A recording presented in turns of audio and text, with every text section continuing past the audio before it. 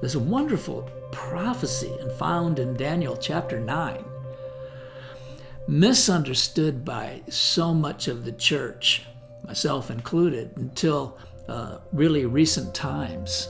We didn't realize that the first half of this 70th week was fulfilled when Jesus came the first time.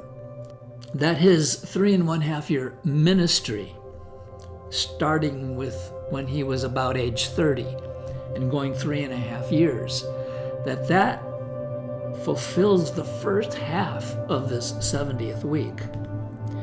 That's why you have something that no one can explain unless you understand the 70th week the way I'm now describing it, wherein the first half was fulfilled with Christ's first coming, then the prophecy is paused in the middle of the week. Paused for nearly 2,000 years for the church age, the mystery of the church, Christ and his church. And then it starts back up again when he comes for his church and initiates the last half of Daniel's 70th week, which again is a 3.5 year period. Now, how can we know for sure that this interpretation of the pause being in the middle of the 70th week, so that from our perspective only 3.5 years all during this church age remained in the future, not 7? How can we know that that's true? It is because there is the element of Sabbath rest that is a very clear and definite part of this prophecy. And it's the word Shabbat, which is the word that we get Sabbath from. So you could ask the question, and it needs to be asked, and it needs to be addressed because everything hangs on it. Why is the word for Sabbath rest found in the middle of Daniel's prophecy of the 70 weeks? What's it doing there? Because we always thought that the Antichrist was going to come against the daily sacrifices. Well, he is. That's in Daniel chapter 8. And he's going to pull them down and desecrate and so forth. That's all true. It's just not what Daniel's 70th week prophecy is about. It's dealing with a separate issue. And in this issue, because it pertains back to the time of Messiah, Jesus, his first coming, after having ministered for 3.5 years and preaching the gospel with a demonstration of signs, miracles, and wonders, what happened? Well, you know what happened. He was rejected. That's what paused the prophecy. Not only was he rejected, but he was crucified on a cross. What was that all about? Well, it was the once and for all sacrifice. God sending his son to do what no one else could do. Abraham was about to sacrifice his son, Isaac, but then God stopped him and said, no, you don't need to do that. I'll take care of it. How will you take care of it? Well, in his time, he suddenly saw that there was a ram caught in the thickets, and the ram took the place of Isaac, so that Abraham didn't need to sacrifice his son.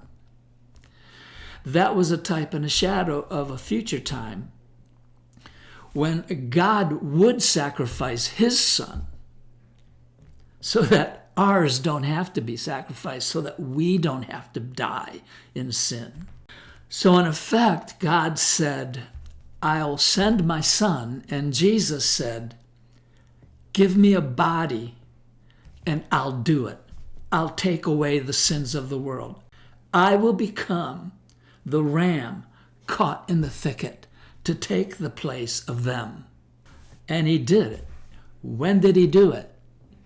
In the midst of Daniel's 70th week, as it was being paused because of their rejection and then because they crucified him, which of course, not to diminish the suffering and the high cost But for us, that was the greatest gift, the greatest moment in our existence. That's when the Lamb took our place and we received his life. This is why the word Sabbath, rest, Shabbat, is found in the middle of Daniel's 70th week prophecy, because that's exactly what happened.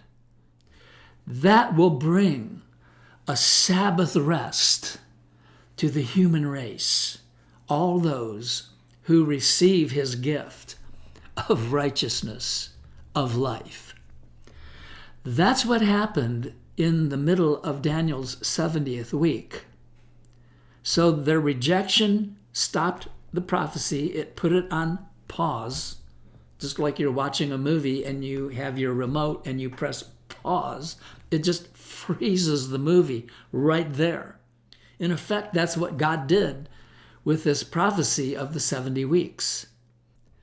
And so the moment they rejected him, he turned away to the Gentiles. And he told them, "You will see me no more until you confess, blessed is he who comes in the name of the Lord." This is when this temporary blindness spoken of by the Apostle Paul, this mystery. See, two mysteries going on for the same 2,000-year period. On the one hand, temporary blindness on the part of Israel. You will see me no more until. So it's temporary. It's not forever. There's coming a time when that blindness would be removed. When? Well, we were told. Hosea chapter 6 holds the key. After being torn and stricken for 2 days. Of course, that means 2,000 years, not 2 24-hour days. The prophecy wouldn't make any sense. So, for this 2 days, a mystery, their blindness in part, and the mystery of Christ and his church, the mystery where God would make one new man with Jesus as the head and the church as his body. Once his church is built, then he comes and receives his bride, takes us to heaven. At that moment, the blindness in part is removed from Israel, and now the rest of Daniel's 70th week, this final 3.5 years, can now play out. That's what the book of Revelation has a lot to do with. As I said, many of its chapters, especially chapters 11 through 19, deal exclusively, focus entirely on this 3.5 year period. And I think now you can see why. It's because Revelation 7 depicts the church being taken to the Father's throne, to heaven. We begin this last 1,000-year day up there. Then this 3.5 year plays out. Many things happen during this 3.5 year period. Revelation 12 is key because it depicts the catching up of the male child. That's the rapture. So it's telling us in no uncertain terms that this 7-headed, 10-horned dragon is there ready to devour the woman. She cries out in pain and labor to give birth. She gives birth to a male child who's then caught up, harpazo is the word, to heaven. See, this is depicting how this 3.5 years begins. The invasion of Israel, then right away God turns out the lights, and then he descends, he stands on the Mount of Olives. He splits it in two so that the remnant of Israel can flee, where they're nourished and protected for, guess what, 3.5 years. Now, if Jesus is standing on the Mount of Olives and he splits it, it splits in two, creating a great, large valley. What happened to Jesus? That would be a very destructive event, to just have the ground under you split in two, half moved to the north, half to the south, so that you can flee through this. Well, It's no problem because Jesus, after he stands and as the mountain begins to split, he goes back up. He reascends to heaven. Just like he ascended 2,000 years ago from the same mount, the Mount of Olives. Only this time, he's not going up alone and leaving his disciples down here, watching him go up. Instead, we watch him come down, and after he splits the mountain for the sake of Israel, so that their third day revival can begin, he then promises our third day being raised up. So we now go up with him. And that's how this last day, this seventh day, this third day from Christ begins. For the first 3.5 years then, all of the events that we see in Revelation 11 through 19 take place. And that's important because we've always thought that the Antichrist, the beast, false prophet, so forth, are destroyed at the end of this age. That's when this Armageddon or great supper of God takes place. No, it doesn't. It actually takes place 3.5 years after the rapture.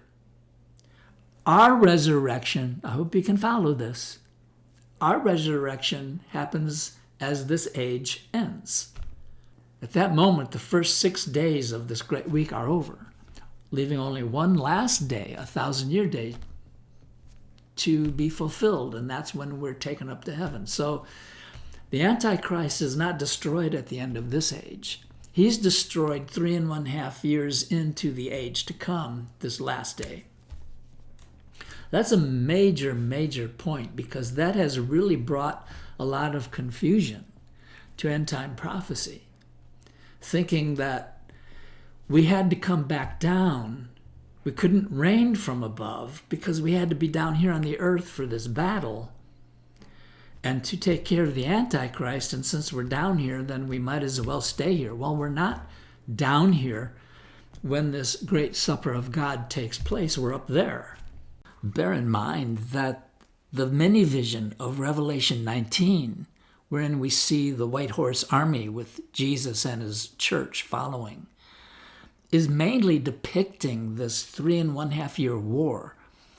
The fact that we win in the end, that we wage this war with the sword coming out of his mouth, the spoken word of God, and that this war ends 3.5 years later with this great supper of God. And so it'd be just the opposite logic. Since we're up there for the first 3.5 years of the 1,000, we might as well stay because we can effectively reign from up there.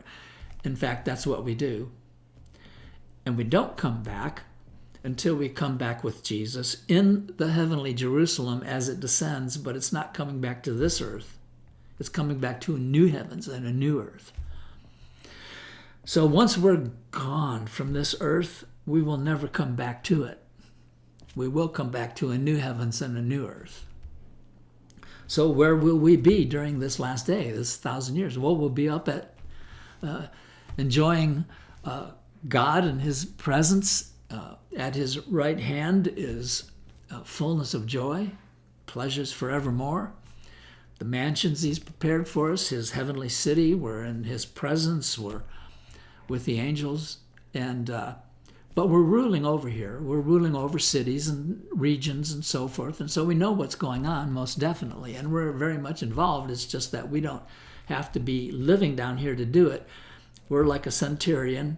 You know, he said, I have servants, I have soldiers, and I'm a man myself under authority, but because of that, I have authority. So I speak to this servant, do this, and go there, and they do it, and this soldier, do this, and so forth, and they obey.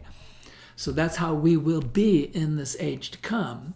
We will be like the centurions over the earth, but our servants will be, on the one hand, angels of God. They're ministering spirits sent forth to minister for those who are the heirs of salvation. That's us.